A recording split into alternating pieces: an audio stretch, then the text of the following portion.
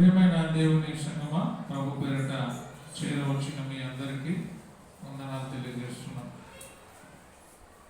పరిశుద్ధ గ్రంథంలోంచి కీర్తనలు 123వ అధ్యాయము, కీర్తనలు 123వ అధ్యాయము 1-2 వచనాలు చదువుకుందాం. చదవని కీర్తనలు 123వ అధ్యాయము 1-2 వచనాలు. ఆకాశమందు ఆసీనుడవైన వాడా, నీ తట్టు నా కన్నులెత్తుచున్నాను. దాసుని కన్నులు యజమానుని చేతి తట్టును, దాసి కన్నులు తన యజమానురాలి చేతి తట్టును చూసినట్లు మన దేవుడైన యెహోవా మనలను కరుణించు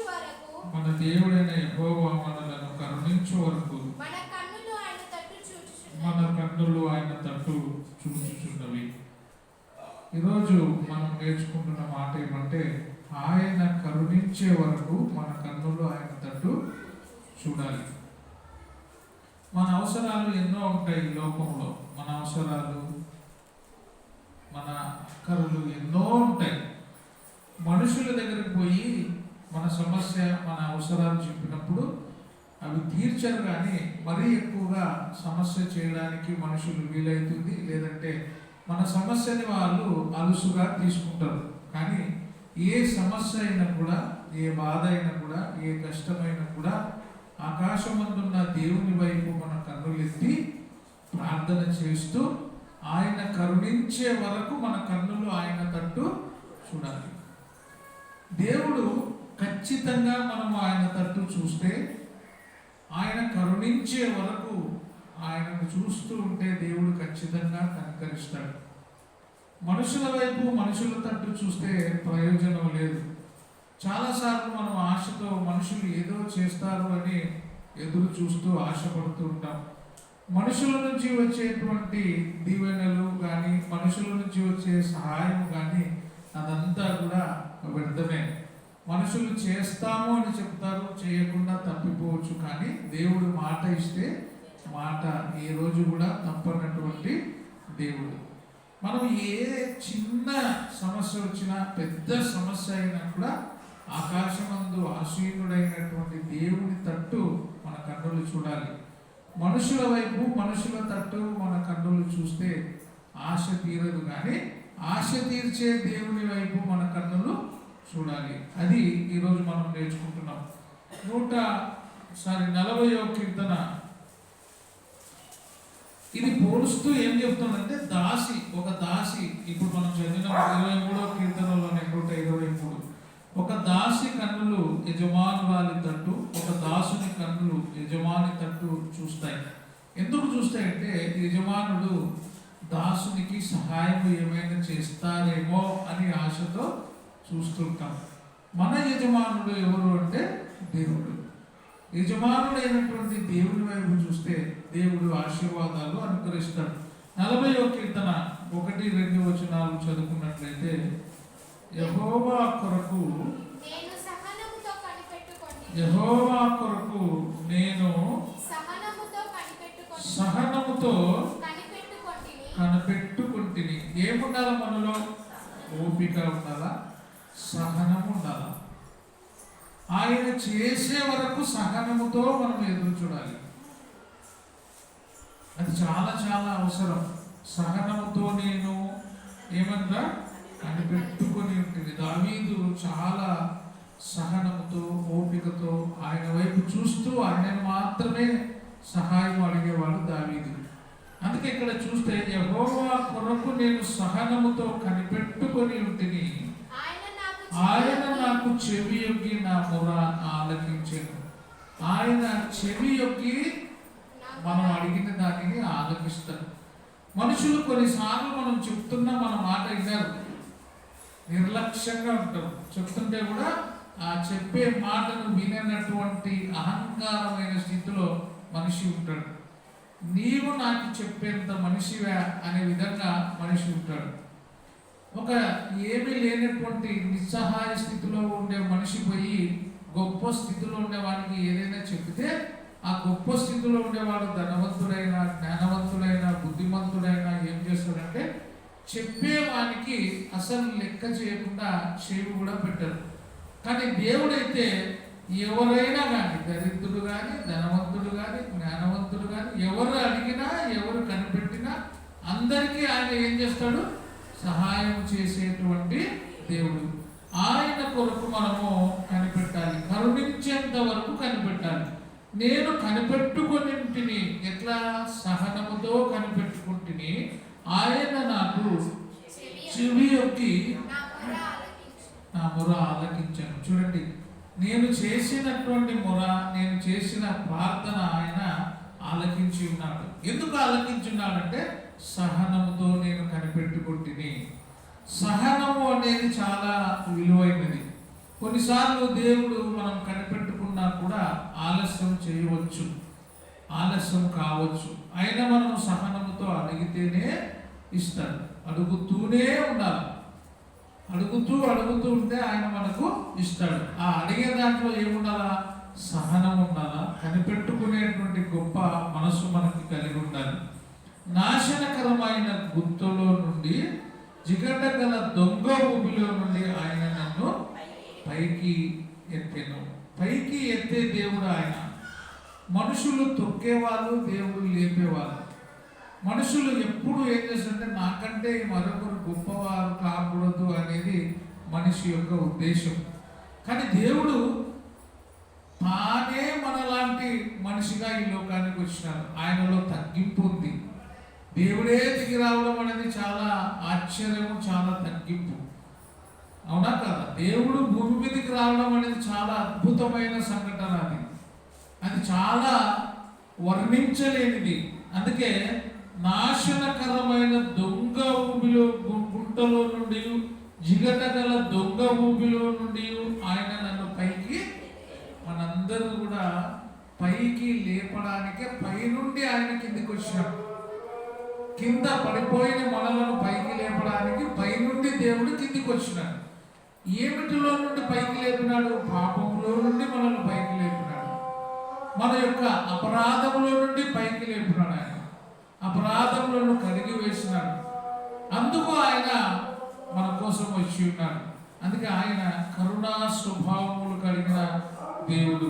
ఆయన కొరకు మనం కనిపెట్టుకొని ఉండాలి. 49వ అధ్యాయం యెషయా 49 14-15 వచనాలు చదువుకుంటే, యెషయా 49 14-15 చదవండి. యెషయా 49 14-15. అయితే సియోను అనుకుంటుండే ఏమని అంటున్నాడ? యెహోవా నన్ను విడిచిపెట్టేసినాడు, దేవుడు నన్ను వదిలిపెట్టినాడు అని మనం అనుకుంటాం. కానీ దేవుడు ఏ రోజు నిన్ను నన్ను వదిలి పెట్టాడు. ఆయన మనము మరణించేంత వరకు మనల్ని పట్టుకొని నడిపించే దేవుడు. సియోను ఏమనుకుంటుందంటే దేవుడు నన్ను, యెహోవా నన్ను విడిచిపెట్టి ఉన్నాడు. మనం కూడా అంతే. ఎక్కువ సమస్యలు వచ్చినప్పుడు, బాధలు వచ్చినప్పుడు ఏమంటామంటే దేవుడు నన్ను మర్చిపోయినాడు, దేవుడు నన్ను విడిచి పెట్టి ఉన్నాడు. ఆయన అంటాడు నేను ఏ రోజు కూడా నిన్ను మర్చిపోలేదు, ఇదిగో నిన్ను నేను నా అరచేతిలో చెప్పుకొని ఉన్నా, నీవు నా కుమారుడవు, నా కుమార్తెవు, నేను నిన్ను ఏ రోజు కూడా మర్చిపోలే. మనమైతే లెక్కలేనన్ని మారులు ఆయనను మర్చిపోయినాం, లెక్కలేనన్ని మారులు ఆయనను నిర్లక్ష్యం చేసినాం. కానీ ఆయన ఏ రోజు మనలను నిర్లక్ష్యము చేయలేదు. సియోను ఏమనుకుంటుందంటే యెహోవా నన్ను విడిచిపెట్టి ఉన్నాడు, ప్రభువు నన్ను మరచి ఉన్నాడని అనుకొనుచున్నది. ప్రభువు నన్ను మర్చిపోయినాడు, దేవుడు నన్ను మర్చిపోయినాడు అనుకుంటాం. మనమే మర్చిపోతాం దేవుడు. కొన్నిసార్లు ప్రార్థన మర్చిపోతాం, ఆదివారం మర్చిపోతాం, ప్రార్థన చేసుకోవడం మర్చిపోతాం, అన్ని మర్చిపోతాం. కానీ దేవుడు ఏ రోజు కూడా నిన్ను నన్ను ఎవరిని కూడా మర్చిపోయినటువంటి దేవుడు. నన్ను మర్చిపోయి ఉన్నాడని అనుకొనుచున్నది.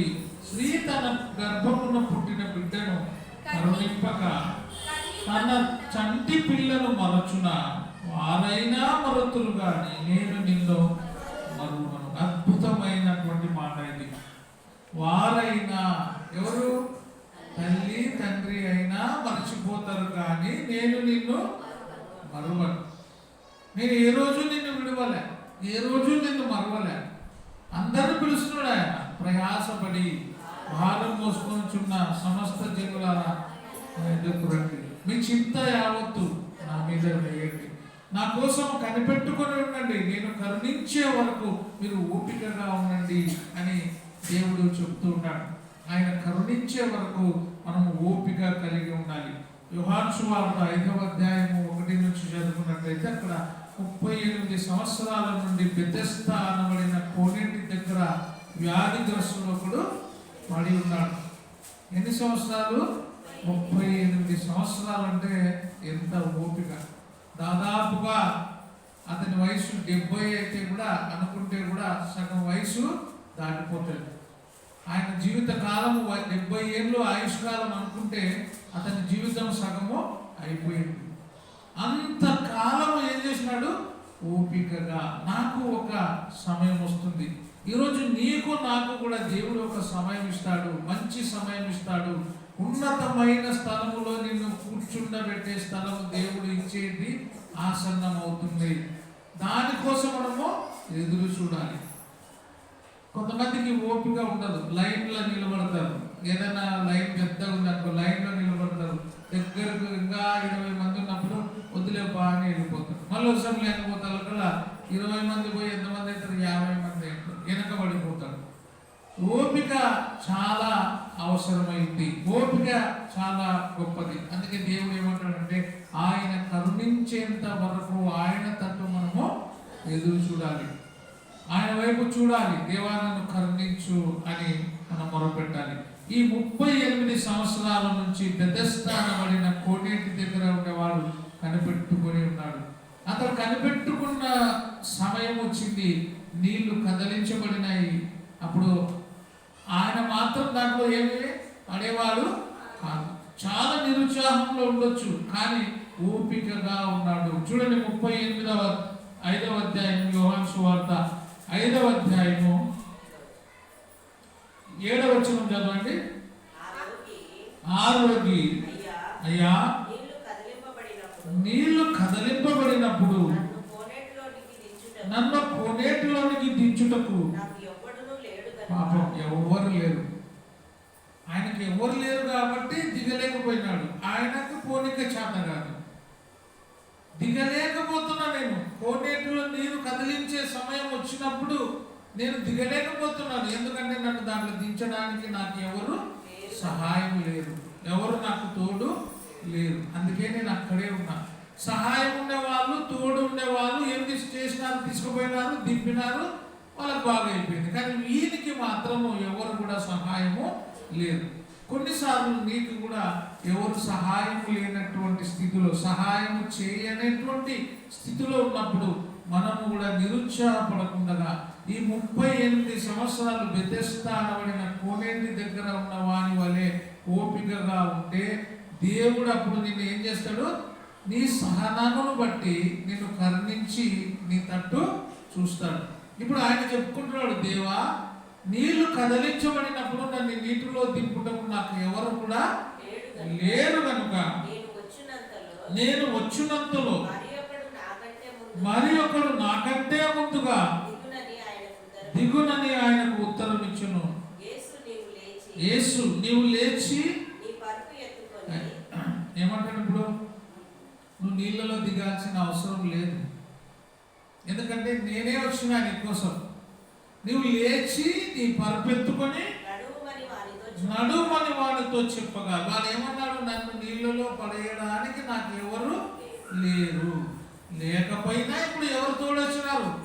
నీళ్ళలో దింపాల్సిన అవసరం లేకుండానే ఆయన ఇతను ఏం చేసినాడు? పరుపెత్తుకొని నడుమని చెప్పగా వెంటనే వాడు స్వస్థత నొంది తన పరుపెత్తుకొని నడిచేను.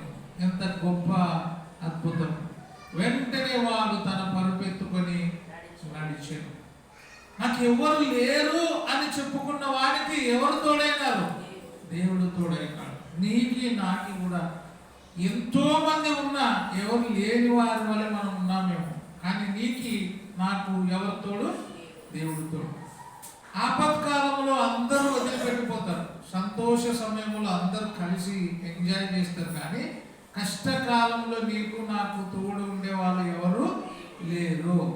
దేవుడు మాత్రమే తోడు ఉండేవాడు, ఆయన మాత్రమే కరుణించేవాడు. కాబట్టి ఆయన వైపు మన కన్నులు కనిపెట్టే వరకు ఎదురు చూడాలి. యెషయా 33వ అధ్యాయము 2వ వచనం.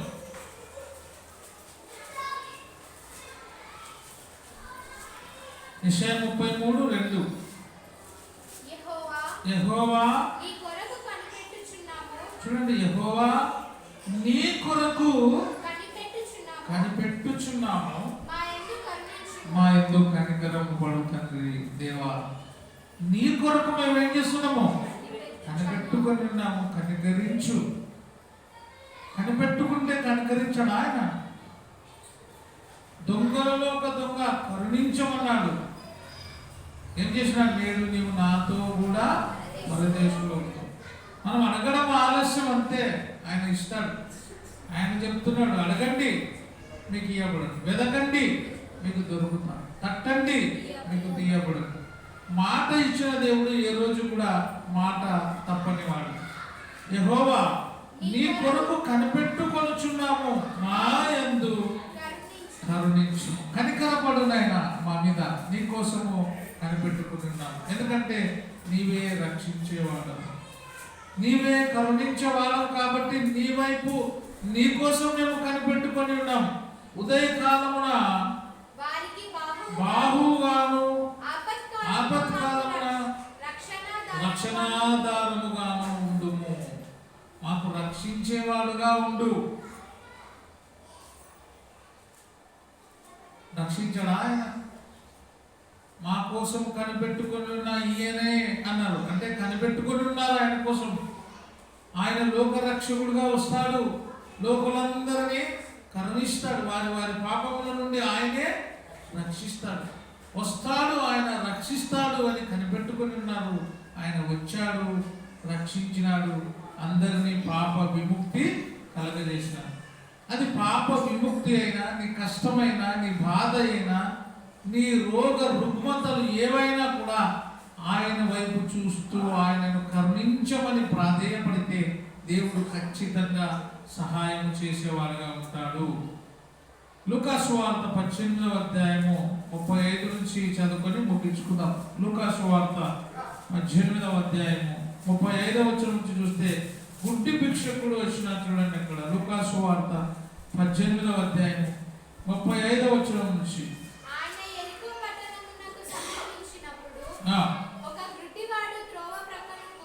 ఒక గుడ్డివాడు త్రోవ పక్కన కూర్చుండి భిక్షమడుగుచుండెను. జన సమూహము దాటిపోవచ్చున్నట్టు వాడు చప్పుడు విని, ఏమిది? గుడ్డోడు కానీ చెవులు ఉన్నాయి. ఆ చప్పుడు శబ్దానికి అడుగుతున్నాడు, ఏమి అంత అలజడిగా వెళ్ళిపోతున్నారు, ఏమి ఈ చప్పుడు అని అడగగా వారు నజరేయుడైన యేసు ఈ మార్గంన పోతున్నాడయ్యా, ఆయన వెళ్ళిపోతున్నాడు ఈ మార్గంన, అందుకే ఆయన చూడడానికి మేము కూడా వస్తున్నాము, ఇది చప్పుడు అని చెప్పినారు గుడ్డివాడితో. అప్పుడు వాడు యేసు దావీదు కుమారుడా నన్ను కరుణించమని కేకలు వేయగా, ఆ శబ్దానికి, ఆ నడుస్తున్న శబ్దము కాక ఆయనకు వినపడేంతగా ఏమన్నాడు? యేసు దావీదు కుమారుడా, నజరేయుడైన యేసు నన్ను కరుణించుమని కేకలు వేయగా ఊరుకుండుమని ముందర పోతున్న వారు వానిని గద్దింపగా మరీ ఎక్కువగా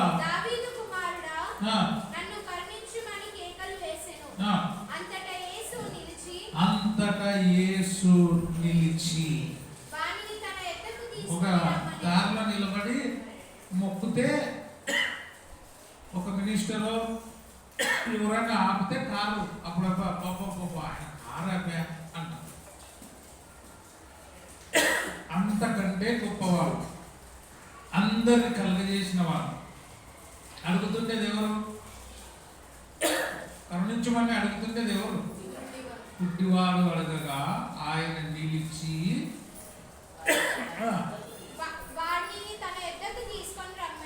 వాడిని నా ఎద్దకు తీసుకొని రమ్మనెను.